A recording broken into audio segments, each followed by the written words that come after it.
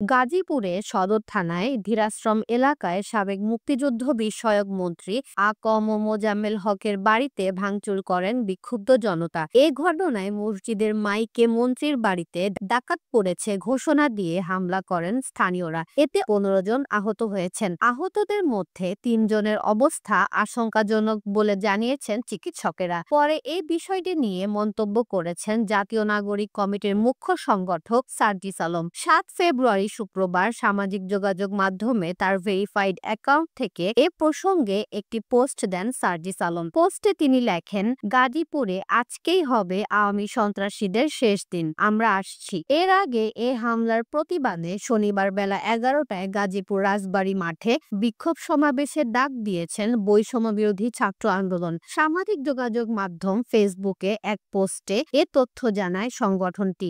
বৈষম্য বিরোধী ছাত্র আন্দোলন কমিটির ফেসবুক পোস্টে বলেছে, গাজীপুরের বৈষম্য বিরোধী ছাত্র আন্দোলনের সংগঠকদের ওপর আওয়ামী সন্ত্রাসী মোজাম্মেল জাহাঙ্গীরের চাপাতি বাহিনীর হামলার প্রতিবাদে শনিবার বিশাল বিক্ষোভ সমাবেশ অনুষ্ঠিত হবে। সমাবেশে উপস্থিত থাকবেন সারা দেশের আপামর ছাত্র জনতা ও কেন্দ্রীয় নেতৃবৃন্দরা।